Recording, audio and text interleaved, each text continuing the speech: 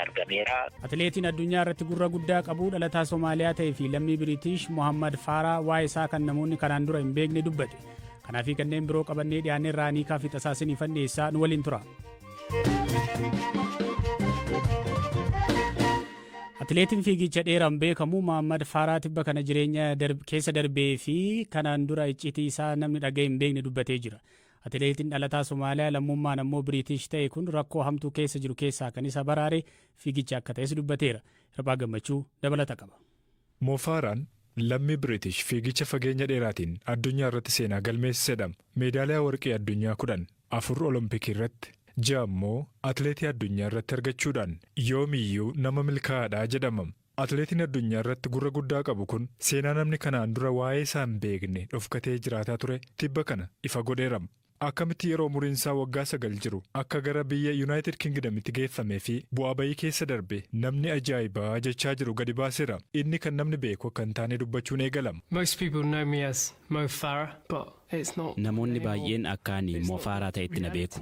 Garuu kun maqaa kiyya miti yookiin ammoo waa'ee koo ilaalchisee dhugaa jiru miti. Dhugaan jiru ani Somaaliilaand keessatti dhaladhe kan Somaaliyaa kaabaatti argamtu. Maqaan dhalootaa koo Hussein Abdii Kaahin jedhama. Faallaan kanaan dura jedhaa ture maatiin kiyya UK keessa hin jiran. Abbaan koo yeroo an umurii waggaa 4 jiru sababa wal waraansaan anarraa ajjeefame. Maatiin garagara diigame. Isaan booda haadha koorraan adda bahe. Sanaan booda karaa seeraan alaa maqaa daa'ima biraa Mohammad Farah jedhuun gara UK kana na fidan. Dubartii firooma ishee hin qabnee fi argee hin beekneen gara United Kingdomitti geeffamuu kan dubbatu Sir Mohammad Faraan gara Awurooppaatti kan geeffamu firoota isaa achi jiran wajjiniin akka jiraatuuf ta'u dubartiin kun itti himtee turte. Maqaa isaa Mohammad jedhee akka himuuf itti himti. Yeroo United Kingdom gahanitti dubartiin kun mana jireenyaa ishee Anslow lixa London jirutti isa geessite booda waraqaa odeeffannoo firoota isaa qabu harkaa fuute. Anuma duratti waraqicha kukkuttee kosii keessatti gattee jechuudhaan yeruma sana akka rakkoo keessa jiru nu badhee jechuun hammina dubartii kanaa dubbatama. Guyyaa jalqabaarraa kaasee wanti dubartittiin hojjettu sirrii miti. Ani akka qaama maatii sanaatti hin ilaalamun ture. Hojiin kiyya yeroo hunda daa'imman eeguuf kunuunsuudha. Nyaata afaan kaayaa tokko argachuudhaaf hojii mana keessaa hojjechuu fi daa'ima eeguutu narra jira ture. Anatu daa'imman dhaqna dhiqa. Anatu isaaniif nyaata qopheessa. Anatu uffata isaanii miica. Waa hunda anatu hojjeta. Kanuma keessaa dubartiin na hojjechiiftu kun yoo maatii kee deebi'ee arga jette waan tokkollee jechuun qabdu. Ani namni wanta ani keessa darbeeru jira jedheeyyuu hin yaadu. Kana keessa darbee as ga'uun kiyya carra qabeessa ta'uu koo agarsiisa. Anaan kan na baraaree fi akkan adda ta'u kana godhe fiigicha danda'uu kooti. Wantan keessa darbe kana bara dheeraaf ukkaanfadheen ture. Haa ta'u malee yeroo hagamii ukkaanfattee qabattee teessaa.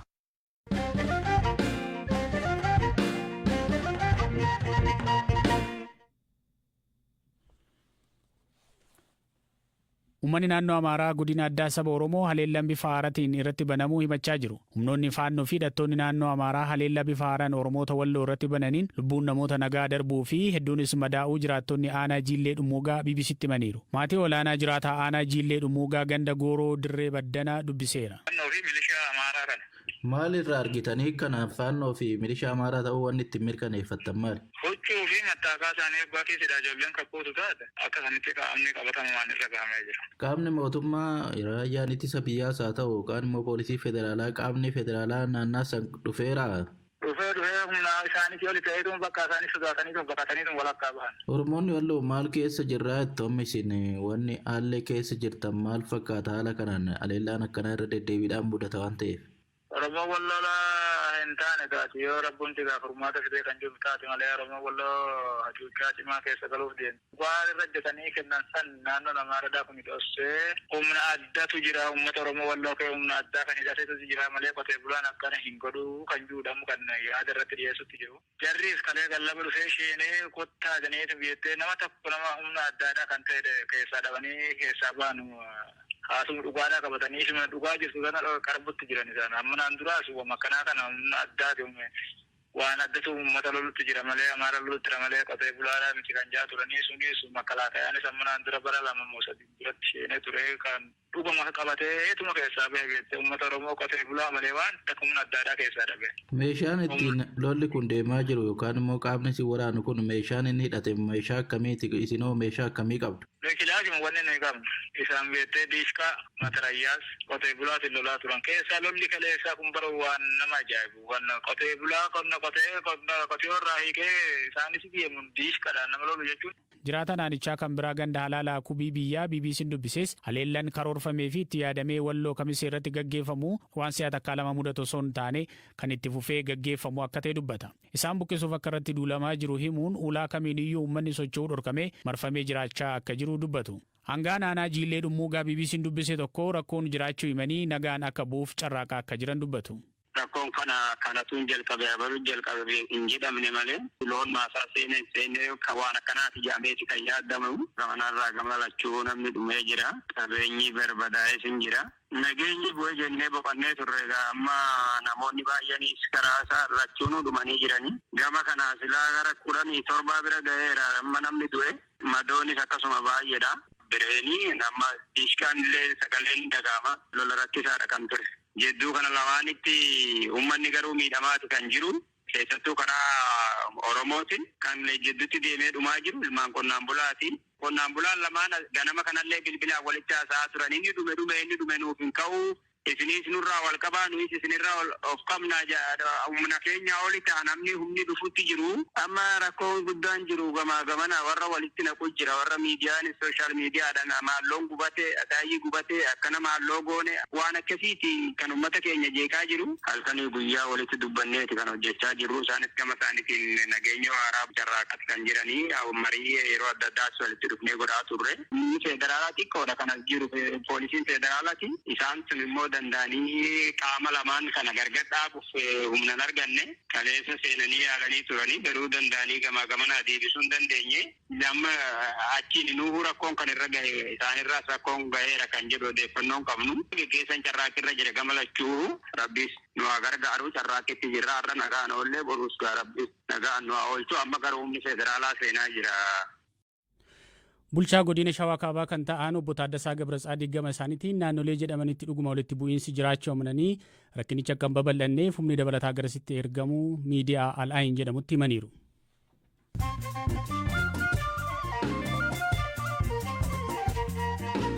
Dhaggeeffattoota keenya amma immoo oduu gaggabaaban isinitti hima. Carraa kondominiyeemii tibba kana jiraattota magaalaa Finfinneetiif bahee wal qabatee aangawoonni mootummaa waliin aaniiru jedhamanii shakkaman to'ataman. Adeemsa carraa namoonni garaagaraa namoota carricha keessa galan irratti gaaffii kaasuu hordofee bulchiinsi magaalaa rakkoon akka jiru bira ga'uu dubbateera. Iraan meeshaalee waraanaa dirooniidhaaf ta'an waraana Yukireeniif akka itti fayyadamtuuf Raashiyaaf dhiyeessuuf qophaa'aa jirti jechuun Ameerikaan himatte. Gorsaan nageenya biyyoolessaa White House Jack Sullivan akka jedhanitti Iraan dirooniiwwan dhibbaan lakkaa'aman akka itti fayyadamtuuf Raashiyaaf dhiyeessuuf jirti. Odeeffannoon Ameerikaa qaqqabaa jiru akka mul'isutti Iraan humnoota Raashiyaaf haala diroonii itti fayyadamaniif irratti leenjii kennuuf qophaa'aa jirti. Indiyaan bara dhufu lakkoofsa uummataa hedduu qabaachuun Chaayinaa bira darbuun tokkoffaa taati jedhama. Indiyaan baay'ina uummataa biliyoona 1.4 yoo qabaattu lakkoofsa uummataa waliigalaa addunyaa ammoo biliyoona 8 jedhamee eegama.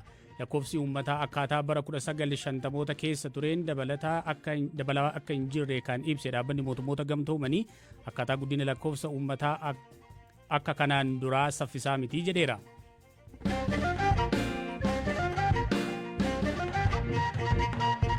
Dhaggeeffattoota keenya oduun keenya gaggabaaboon kanuma. Mootummaan naannoo Oromiyaa maallaqa birrii biliyoona 6 ramaduun waggoota 3 darban keessa gaaffii qulqullina barnootaa deebisuuf fala tokko kan jedhe manneen barnootaa sadarkaa isaanii eeggatan jedhu ijaaraa jira. Manneen barnootaa kunneen qorannoo biiroon barnootaa gaggeesse jiru irratti hundaa'uun guutummaa Oromiyaatti kan ijaaraman yoo ta'u, tibba kana immoo magaalawwanii fi godinaalee adda addaa keessatti eebbifamaa jiru. Waliigala piroojeektii mana barumsa ifa boruu kana ilaalchisuun waahilli keenya Biraanuu Gammachuu itti aanaa biiroo barnoota Oromiyaa fi gorsaa biirichaa kan ta'an obbo Efreem Tasammaa dubbiseera. Maa inni maqaa isaarraa kaa'ati maaliif maqaan kun mogga'ee akkamitti mogga'e? Egaan maqaan waa malee hin mogga'u kun maqaa piroojeektoota amma geggeessaa jirruuti ifa boruu jechuun fuuldura Oromoodhaa fuuldura biyyattii kanaa Itoophiyaadhaa akkasumas immoo fuuldura gaanfa Afrikaa ibsuudhaa fi ceesisuudhaa fi siyaas-dinagdee hawaasummaa isaa teeknooloojii wajjin waan amma wal qabatan sababni isaa jaarraa 21ffaa keessa jirra. Jaarraa 21ffaa keessatti odeeffannoon teeknooloojiin odeeffannoo baay'ee murteessaa waan ta'eef isaan kana hundumaa ceesisuudhaaf ifa borii argisiisuudhaaf yaada yaadame keessumattuu dhaloota kana itti fayyadamnee fuuldura biyyattii kanaa ibsuudhaaf yaada jedhu irratti hundaa'eeti pirojektichi ifa boruu kan jedhame. Manneen barnootaa kanaan dura beekaman irraa maaltu adda godha? Ifa boruu lama qabna amma. Inni tokkoffaan ifa boruu sadarkaa lammaffaa kan jedhamanii bara bajeta 2013tti bajanni mootummaan naannoo Oromiyaa ramadee manneen barnootaa ifa boruu sadarkaa lammaffaa 100 ijaaramanii bara barnoota 2014 kanatti hojiitti kan galanidha. Inni kan biraan ifa boruu bultii addaa sadarkaa lammaffaa kan jennu isaan kun 7 akka Oromiyaatti isaan kun barattoota simatee tajaajila bultii tajaajila nyaataa dhugaatii hundumaa danda'ee bakka itti barsiifamudha. Kanaafuu ifa boruu lamatu jiru. Inni kun deebii lama deebisuudhaaf.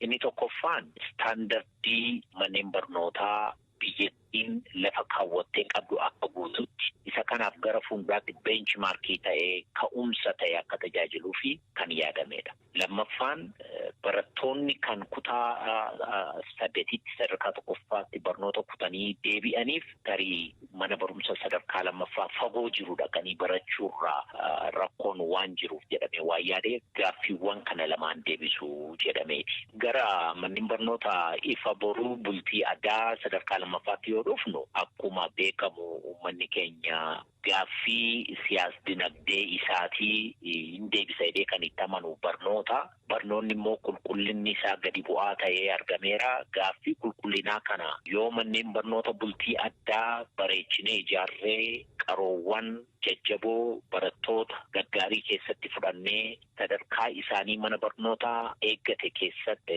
barsiisota sadarkaan isaanii ol ka'een faasilitii ga'aadhaan yoo barsiifne gaaffiiwwan tokko deebisuu dandeenya yaada jedhu. Lammaffaa immoo barattoonni keenya kuni sadarkaa 1ffaa keessa kan jiran manneen barnoota bultii addaa kana galuudhaaf akka qabsa'an kutaadhuma dakaarraa kaasee isa kanaaf akka hojjetan maatiin illee kana hawwee achi galchuudhaaf qabsoo taasisu keessatti barsiisaan barattoota achiin ga'uudhaaf hojii hojjetu. Hawaasni barnootaa hawwii kana guuttachuudhaaf hojii hojjetuun akka waliigalaa barnoota keenya gaaffii qulqullina barnootaa deebisuu danda'a jennee akka tooftaatti kan banneedha.